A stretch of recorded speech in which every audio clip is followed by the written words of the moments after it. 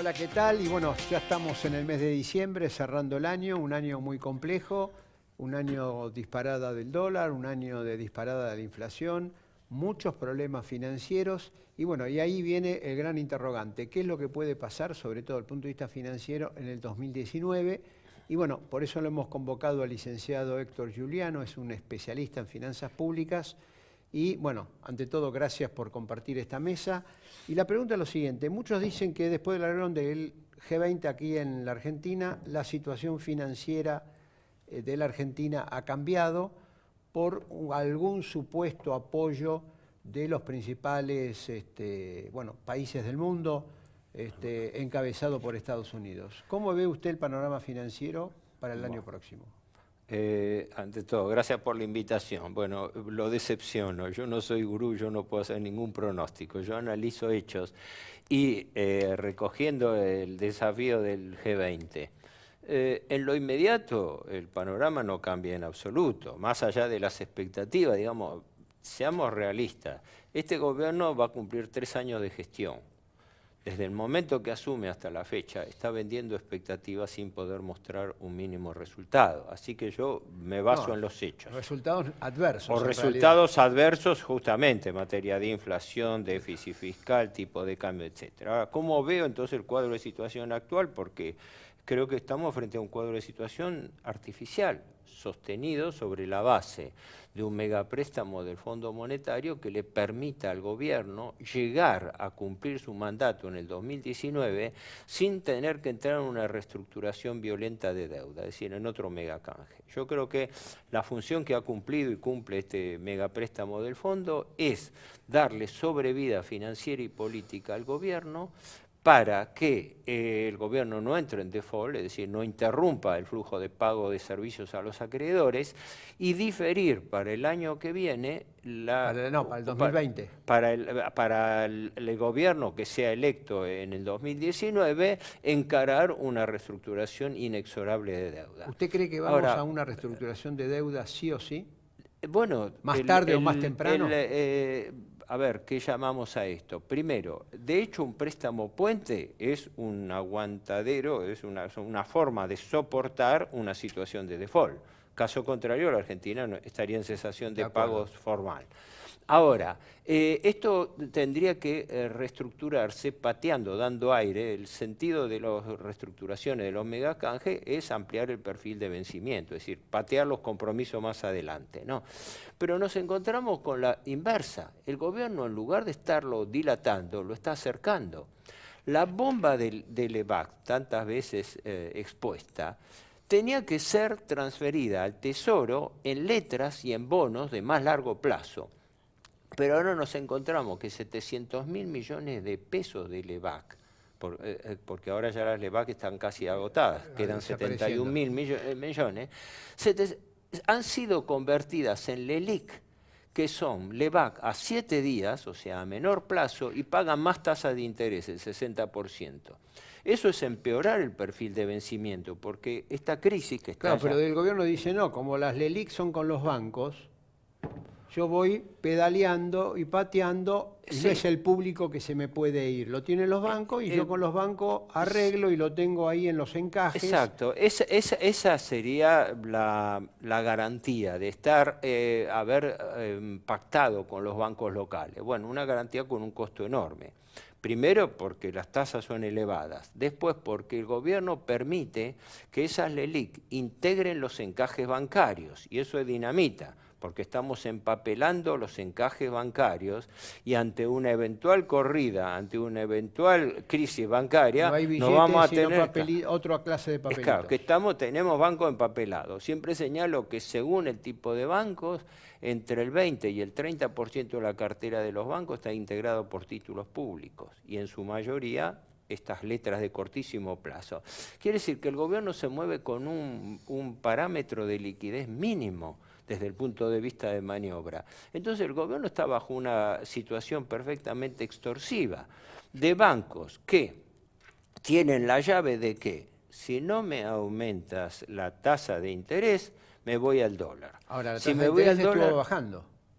Sí, a ver, si yo subo a 10 y después lo bajo a 8, pero lo tenía antes a 4, en realidad lo aumenté, nada más que di la imagen distinta. Es decir, las tasas de interés efectivamente, las de las LELIQ llegaron a 73, 74, bajaron a 60, ahora se exhiben con mérito a 62, 61, pero en marzo estaban al 27.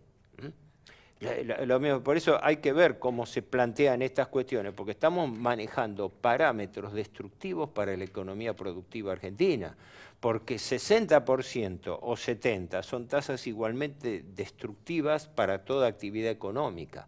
Entonces acá yo insisto que el problema de fondo es la gran transferencia de rentabilidad, de ganancia que está ocurriendo intersectorial. Fíjese lo siguiente, no es casual que en un país donde se está dando récord de pobreza, desempleo, recesión, etcétera, el sector que está obteniendo márgenes de ganancia y márgenes de ganancia récord sea justamente el sector financiero bancario. No es casual, porque estamos hablando de tasas del 60, 70%.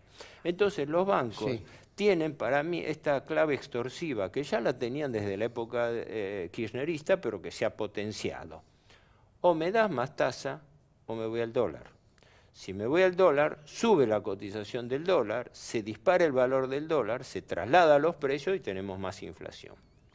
Paralelamente, merman las reservas del Banco Central, con lo cual el Banco Central queda al descubierto.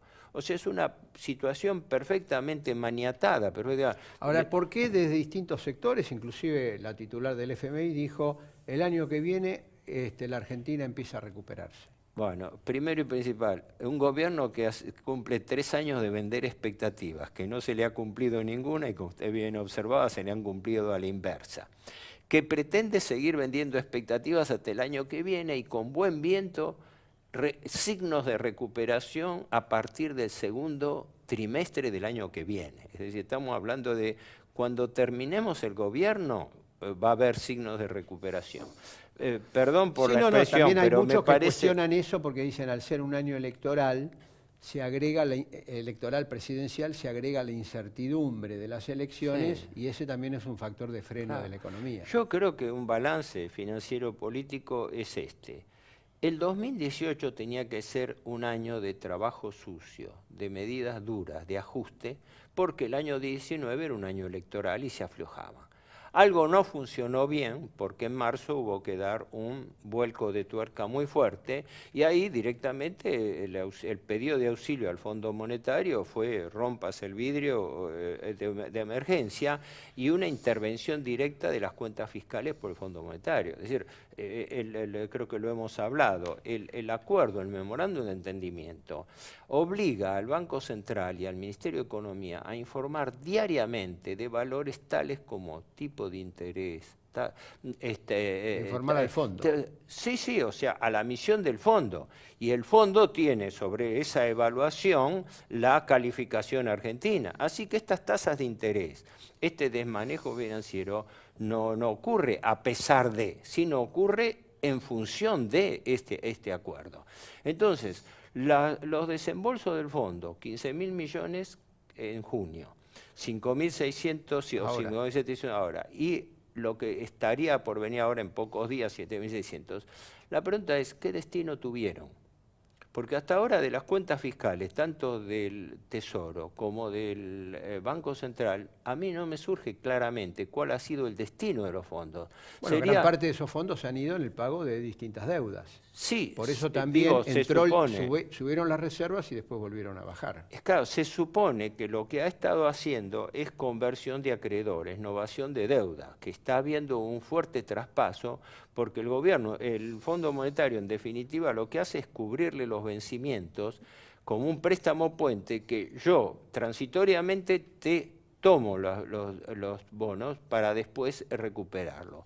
No por nada la finalidad última del fondo, ¿cuál es? Que retorne la confianza para que la Argentina pueda volver al mercado internacional de capitales a tomar más. Es decir, una atención. Y eso, para mí, con la baja de riesgo país, de la sobretasa de riesgo país, con el alza, perdón, de la sobretasa de riesgo país, para mí es un signo de que el país inexorablemente va a tener que ir a un nuevo megacanje.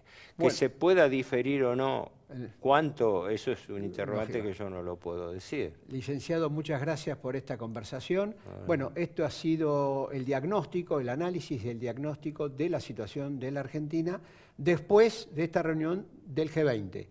Para Giuliano la situación no ha variado y establece lógicamente una alerta muy grande sobre el devenir del año 2019.